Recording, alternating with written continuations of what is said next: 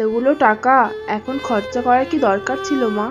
তুই থাম তো, কতদিন পর তোর জন্য কিছু কেনা হয়েছে। তোর পছন্দ হয়েছে তো? পছন্দ হবে না কেন?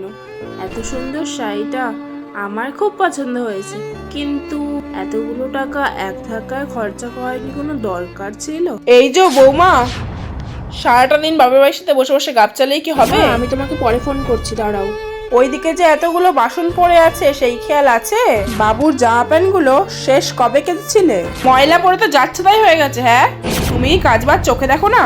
এই তো কাজবাজ সেরে একটু বসলাম, মা শাড়িটা পাঠিয়েছে একটু দেখবো বলে। উদ্ধার করেছো। ওই তো রান্নার দশা, তাড়াহুড়োয় একটাই নুন পোড়া একটাই নুন কাটা করে এসছো। আর কি শাড়ি পাঠিয়েছে দেখি দেখি। ইস কি ছিরি, এইগুলো তো এই বাড়ির ঝিয়েরাও পরবে না। ইস কি দশা, এত কম দামি শাড়ি আমাদের বাড়ি বৌমা পরলে তো আমাদের মান সম্মানই শেষ। এর থেকে তো না পাঠালেই পারতো। যত সব, আল্লাদের আর পারি না।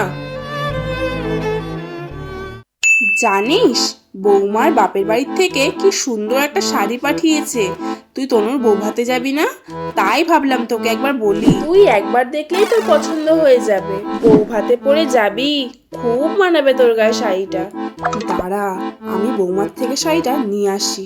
মা, তোমরা না আমায় কিছু পাঠাবে না, আমার শাশুড়ি না পছন্দ করে না। তা বৌমা, বাপের বাড়ির কাছে কি নিন্দা মন্দ করছো আমার নামে শুনি? নিন্দে কেন করতে যাবো? সে জানি না, আজকালকার বৌমাদের তো আবার শাশুড়িকে নিয়ে যত জ্বালা। সে যাকগে, যেটার জন্য আশা।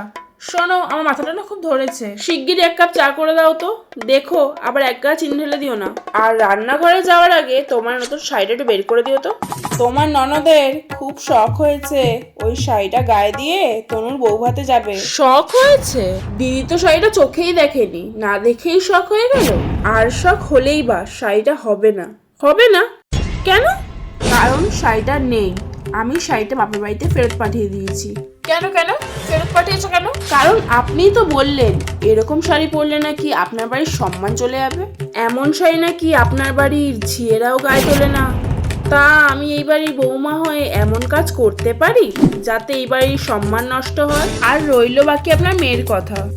এত বড়লোক বাড়ির বউ হয়ে এমন শাড়ি পরার শখ হলো যা কিনা ঝিয়েরাও গায়ে তোলে না।